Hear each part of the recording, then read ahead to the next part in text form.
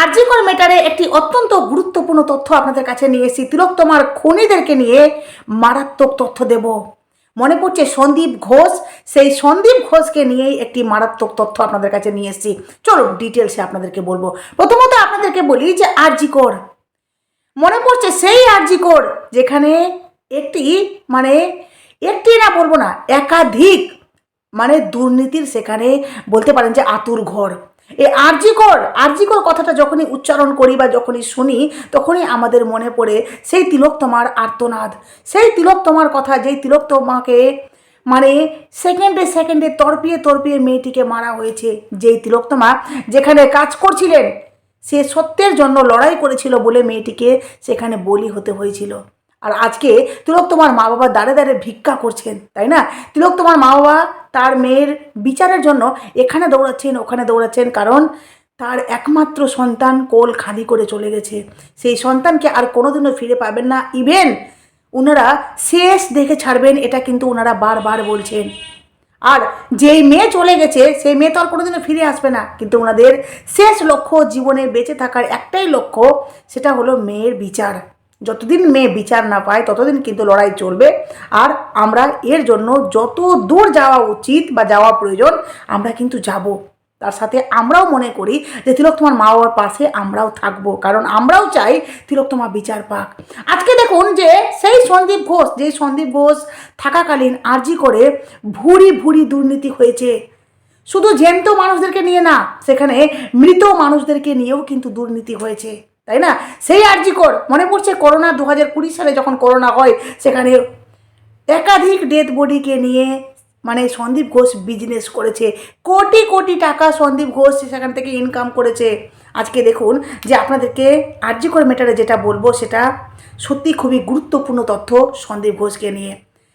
মনে পড়ছে আপনাদের বন্ধুরা, কারণ প্রথম আপনাদেরকে বলেছিলাম যখন আরজি করে ঘটনাটা ঘটেছে তখন বলেছিলাম যে সন্দীপ ঘোষের বিরুদ্ধে কিন্তু এক প্রতিবাদী সর্বপ্রথম মুখ যিনি ছিলেন সেটা হলো আরজি করের এই যে একজন প্রতিবাদী মুখ যিনি হলেন গিয়ে আক্তার আলী। মনে পড়ছে সেই আক্তার আলী সন্দীপ ঘোষের বিরুদ্ধে প্রথম উনি আওয়াজ তুলেছিলেন। জুনিয়র ডাক্তাররা পড়ে কিন্তু সর্বপ্রথম আওয়াজ তুলেছিলেন আক্তার আলী, ডেপুটি সুপার আক্তার আলী, যিনি সন্দীপ ঘোষের সম্পর্কে সমস্তটা জানতেন, যে এই সন্দীপ ঘোষ কত কি করেছে, কত কুকারনামা তার নামে রয়েছে। সেই ব্যক্তি, যেই ব্যক্তি কমপ্লেন করেছিলেন বা মামলা দায়ের করেছিলেন, অভিযোগ করেছিলেন, সেই আক্তার আলীকে ফাঁসানো হচ্ছে রীতিমতো। যেটা আপনাদেরকে বলি যে আরজি কর দুর্নীতিতে হঠাৎ উলটপুরন, যে অভিযোগকারীর জন্য ফেসেছিলেন সন্দীপ ঘোষ, এখন তাকেই কি তবে জেলে যেতে হবে? বুঝতে পারছেন এটা কত বড় গুরুত্বপূর্ণ কথা? ভাবতে পারছেন সন্দীপ ঘোষকে যিনি সন্দীপ ঘোষের সমস্ত কুকারনামা যিনি প্রমাণ সহ তুলে ধরলেন, যিনি মামলা দায়ের করলেন, এবার যদি সেই সত্য মানুষটাকে যদি পাল্টা তাকে জেলে যেতে হয়, সেটা কি সত্যি ভালো? যেখানে বলা হচ্ছে আরজি কর হাসপাতালে আর্থিক দুর্নীতি মামলায় নাটকীয় মোড় নিলেন প্রাক্তন ডেপুটি সুপার আক্তার আলী। বিচারপতি জয় সেনগুপ্তের এজলাসে সিবিআই জানিয়েছে যে তদন্তের এই পর্যায়ে আক্তার আলীকে হেফাজতে নিয়ে জিজ্ঞাসার কিন্তু কোনো প্রয়োজন নেই, যেটা সিবিআই জানিয়েছে বিচারপতিকে কোর্টে। তবে কেন্দ্রীয় সংস্থার এই বয়ানে কলকাতা হাইকোর্ট থেকে সাময়িক স্বস্তি পেলেন তিনি, যেহেতু আপনাদেরকে এর আগে বলেছি যে আক্তার আলীকে কিন্তু নেওয়া হয়েছে হেফাজতে। তবে এবার সিবিআই জানিয়েছে যে এখন আপাতত প্রয়োজন নেই ওনাকে জিজ্ঞাসাবাদের জন্য। তবে চার্জশিটে নাম থাকায় আইনি জটিলতা এখনও অবধি পুরোপুরি কিন্তু কাটছে না আক্তার আলীকে নিয়ে। হাসপাতালের তৎকালীন অধ্যক্ষ সন্দীপ ঘোষের বিরুদ্ধে প্রথম দুর্নীতির অভিযোগ তুলেছিলেন এই ডেপুটি সুপার আক্তার আলী, কারণ উনি আরজি করে কাজ করতেন, উনি সমস্তটা জানতেন যে এই সন্দীপ ঘোষ কিভাবে কার মাধ্যমে এই সন্দীপ ঘোষ দুর্নীতি করতো, সন্দীপ ঘোষের বাম হাতকে ডান হাতকে ইভেন কার সাথে মিলে এই সন্দীপ ঘোষ কাজগুলো করতো। বুঝতে পারছেন যেভাবে তিলোত্তমা সেখানে লাস্ট ইয়ার ছিল তিলোত্তমা, তাই না? তো সেই তিলোত্তমা কিন্তু জানতেন পুরো ব্যাপারটা, আরজি করের জানতেন বা তিলোত্তমা জেনেছিল বলেই তিলোত্তমা তার বিরুদ্ধে রুখে দাঁড়িয়েছিল যে না, এই অন্যায় অন্যায় হচ্ছে রুগীদের সাথে। তিলোত্তমা জেগে উঠেছিল বলে তিলোত্তমাকে বলি হতে হয়েছে, কারণ এই মুখকে যদি বন্ধ করতে না পারি তাহলে তো আমাদের সমস্ত ফাঁস হয়ে যাবে। কিন্তু এখন কি হলো, তিলোত্তমা তো গেল, সত্যের জন্য আওয়াজ তুলেছিল, মেটাতে গেল, কিন্তু সন্দীপ ঘোষ কোথা থেকে শান্তিতে আছে? সে তো এখন জেলে পড়ে রয়েছে। আর যেই সমস্ত অপরাধীরা লুকিয়ে আছে তাদেরকেও খুব তাড়াতাড়ি বের করা হবে।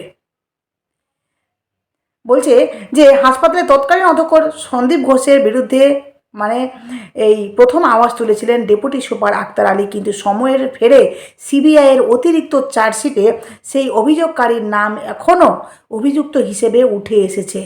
মানে অভিযোগকারী বলতে আক্তার আলীকে বোঝানো হচ্ছে। জালিয়াতি ও আর্থিক তছরূপের একাধিক ধারায় মামলা জোট কাটাতে তিনি আগাম জামিনের আবেদন করেছিলেন। আপাতত গ্রেপ্তারি এড়ালেও তদন্তের জল কোন দিকে গড়ায় সেদিকে কিন্তু এখন নজর থাকবে সকলের। বুঝতে পারছেন? মানে এখনও অবধি যে উনি মানে এখনও তদন্তের মধ্যে ওনাকে রাখা হয়েছে, যেটা আপনাদেরকে ক্লিয়ার করলাম। তবে খুব তাড়াতাড়ি মানে উনি আগাম জামিনের আবেদন করেছিলেন, কিন্তু আপাতত গ্রেপ্তারি এড়ালেও গ্রেপ্তারটা এড়িয়ে দেওয়া হয়েছে, কিন্তু তদন্তের জল কিন্তু এখনও অবধি কোন দিকে গড়েছে সেটা এখনও ঠিক হয়নি। যাই হোক, আরজিকর ম্যাটারে আপনাদেরকে দিলাম, কি হয় কি হচ্ছে সমস্ত তথ্যটা আরজিকর ম্যাটারে আপনাদেরকে দেবো, কারণ আপনারা অনেকে আছেন যারা আরজিকরের বিষয়ে জানতে চান, যারা এখনও অবধি তিলোত্তমার বিচারের জন্য আশায় রয়েছেন, এখনও অবধি ওনারা চাইছেন আমরা সবাই যে তিলোত্তমার খুনিরা, দোষীরা, অপরাধীরা যোগ্যতম শাস্তি পাক। এবার আপনাদেরকে বলি যে আপনারা জানেন যে মেসি যে কলকাতায় এসেছিল, তাই না? সেখানে মেসি আসাতে যা কাণ্ড ঘটেছে, আমি এমনও মানুষ দেখেছি বন্ধুরা যে মেসিকে যারা দেখতে পায়নি তারা রীতিমতো রাস্তায় বসে কাঁদছে। কেন কাঁদছে জানেন? মানুষ মেসিকে পাগলের মতো ভালোবাসে। যারা ফুটবল প্রেমিক তারা মেসিকে নিজের স্বপ্নের হিরো বলে মনে করে, তারা মেসিকে নিজের ভগবান বলে মনে করে। আমরা যেমনি ভগবানকে বাড়িতে রেখে বা তার ফটো ফ্রেমকে পুজো করি, ঠিক তারাও কিন্তু মনে মনে সেই মেসিকে পুজো করে। কোথাও না কোথাও এমন একটা জায়গা দিয়েছে মেসিকে, সেই মেসিকে দেখার জন্য তারা কান্না করছিল। তারা শুধুমাত্র টাকা দিয়েছে বা টাকা দিয়ে টিকিট কেটেছে সেটা বেচতে গেল, তার জন্য কিন্তু নয়। হয়তো 10,000 12,000 এটাও কিন্তু অনেক। যার কাছে টাকা নেই সে বিন্দু বিন্দু করে সেই টাকাগুলো জমা করে যখন টিকিট কেটেছিল, আর সেই টিকিট দিয়ে তার স্বপ্নের মানুষটিকে দেখতে না পেয়ে সেটা তো একটা কষ্ট আছে। কিন্তু সবচেয়ে বড় কষ্ট হলো তারা কাঁদছিল এই জন্য যে তারা আর তার স্বপ্নের মানুষটাকে কোনোদিনও দেখতে পাবে না। এই জন্য কিন্তু তারা বেশি করে কাঁদছিল। তাদের কান্না দেখে রীতিমতো না, বিশ্বাস করুন, মানে বুকটা কেঁপে উঠছিল যে কত মানুষ ভালোবাসলে একটা মানুষকে দেখার জন্য এত কান্না করতে পারে। মানে তারা বলছে রীতিমতো যে আমরা আর কোনোদিনও আমার ভগবানকে দেখতে পাবো না। মানে এমন একটা আমাদের রাজ্যে ঘটনা ঘটেছে, সেই রাজ্যে আমরা বসবাস করছি, আমরা যে এখানকার বাসিন্দা, এটা সত্যিই লজ্জাজনক, অত্যন্ত লজ্জাজনক যে আমরা এমন একজন মুখ্যমন্ত্রীর জায়গায় বসিয়েছি, এমন একজনকে যিনি সত্যি প্রত্যেকটা দায়িত্ব নিতে উনি ফেলিওর। এর জন্য ভুক্তভোগীকে সাধারণ মানুষরা, তাই না? মেসি এত বড় মাপের একজন মানুষ আমাদের রাজ্যে এলো, অথচ কোথাকার মানুষ ছুটে এলো কিন্তু দেখতে পেল না। দূর থেকে দেখলেও না তাদের শান্তি হতো যে না আমরা দেখতে তো পেলাম, যাই হোক ছুতে পেলাম না বা সেলফি তুলতে পেলাম না, দেখতে তো পেলাম ভালো করে। ওনারা এক ঝলক দেখতে অবধি পাননি। এবার দেখুন যে আপনাদেরকে বলেছিলাম যে মেসি কাণ্ডে গ্রেপ্তার করা হয়েছে কয়েকজনকে, আর সেখানে শতদ্রু, তারপরে অরূপ বিশ্বাস মানে নিজে পদত্যাগ করেছেন, যেটার জন্য নোটিশ বা চিঠি লিখেছিলেন দিদিকে, তো সেটা তো আপনাদেরকে বলেছি। কিন্তু আজকে যেটা হলো যে যুবভারতী ভাঙচুরে আরও 3 জনকে গ্রেপ্তার করা হয়েছে। কি হলো আপনাদেরকে ডিটেলসে বলি যে বিশ্বসেরা ফুটবলার লিওনেল মেসির সফরকে ঘিরে গত শনিবার যে বেঞ্জির বিশৃঙ্খলা প্রত্যক্ষ করেছিলেন তিলোত্তমা, তার রেস কাটছেই না। যুবভারতী ক্রীড়াঙ্গনের চেয়ার ভাঙা থেকে শুরু করে গোল পোস্ট উপড়ে ফেলা, বুঝতে পারছেন, গোল পোস্ট উপড়ে ফেলা, উন্মাদনার নামে যারা তাণ্ডব চালিয়েছিলেন তাদের খুঁজতে এবার আরও আক্রমণাত্মক মেজাজে বিধাননগর পুলিশ। আচ্ছা বলি, যারা রাগে বা ক্ষোভে বা মনের দুঃখে যারা এই সমস্ত ভাঙচুর করেছেন তাদের বিরুদ্ধে দিদি তদন্ত চালাচ্ছেন, কিন্তু ভাবুন যারা এই পুরো ম্যানেজমেন্টের দায়িত্বে ছিলেন, তাই না, যারা, শুধুমাত্র আমি শতদ্রুকে বলবো না, শতদ্রু দত্তের কোনো এখানে পুরো দোষটা আমি দিচ্ছি না, কারণ উনি যে ম্যানেজমেন্টের দায়িত্বে ছিলেন তার জন্য ওনার উপর সর্বপ্রথম আঙুল তোলা হচ্ছে, আমি ওনাকে শুধু দোষ দিচ্ছি না, এখানে তার সাথে সাথে আরও যারা ছিলেন, তাই না, তাদের কেউ তো দোষ দেওয়া উচিত। শুধুমাত্র যারা রাগে ক্ষোভে যে সমস্ত সাধারণ মানুষরা এই রাগগুলো মানে রাগগুলো, নিজের রাগগুলো বহিঃপ্রকাশ করেছেন ভাঙচুরের মাধ্যমে, তাদেরকে অ্যারেস্ট করা হচ্ছে শেষে। এই ঘটনায় আরও 3জনকে গ্রেপ্তার করা হয়েছে। গ্রেপ্তারের জাল আরও চৌড়া। পুলিশ সূত্রে খবর, ধৃতদের নাম রাজু দাস ওরফে গোপাল দাস, সৌম্যদীপ দাস ওরফে পাপ্পু এবং তন্ময় দে ওরফে দুষ্টু। লেক টাউন এবং নাগের বাজার এলাকা থেকে এদের জালে তোলা হয়েছে। সিসিটিভি ফুটেজ এবং সোশ্যাল মিডিয়ায় ছড়িয়ে পড়া ভিডিও খতিয়ে দেখে এদের চিহ্নিত করা হয়েছে। এর ফলে এই ঘটনায় মোট গ্রেপ্তারের সংখ্যা দাঁড়িয়েছে 9টি। বুঝতে পারছেন? ভাঙচুর নয়, লুটপাটের অভিযোগ। ভাঙচুর নয়, লুটপাটের অভিযোগ।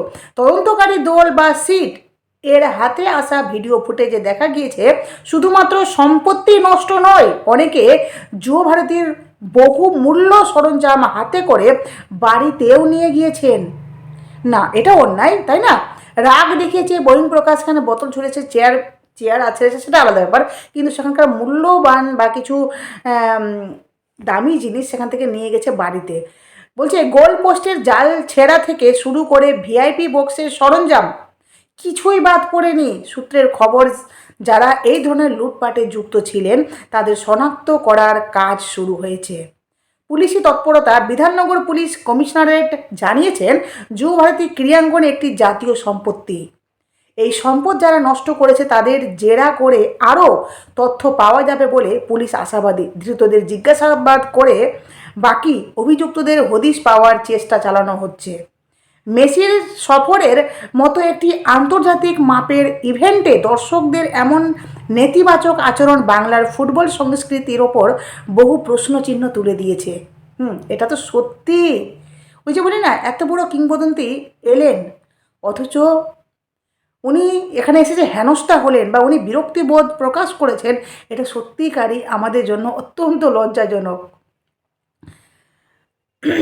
বলছে প্রশাসন এখন কড়া আইনি পদক্ষেপের মাধ্যমে সেই কলঙ্ক মোছাতে সচেষ্ট। বুঝতে পারছেন? এখন প্রশাসন সেই দিকে পুরো তদন্ত করছেন, জোর কদমে তদন্ত চলছে এখন। যাই হোক, এই হলো গিয়ে সমস্ত তথ্য আপনাদেরকে দিলাম।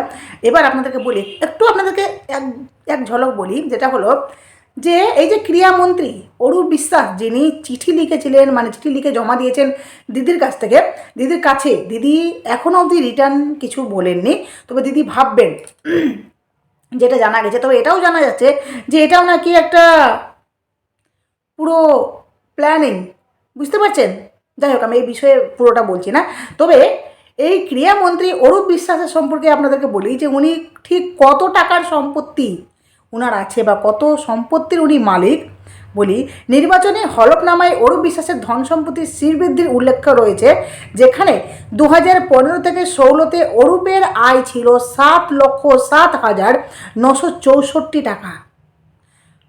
পরের বছর আয় কমে হয়েছিল 5 লক্ষ টাকার উপরে। তৃণমূল কংগ্রেসের দাপুটে নেতা কাউন্সিলর থেকে বিধায়ক হন। তৃণমূল কংগ্রেসের রাজ্যে ক্ষমতা দখলের আগে থেকেই অরূপ বিশ্বাসের যাতায়াত রাজ্য বিধানসভায়।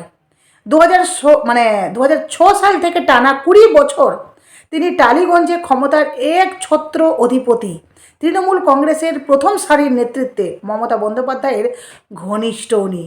বর্তমানে রাজ্য রাজনীতিতে চর্চিত নাম অরূপ বিশ্বাস।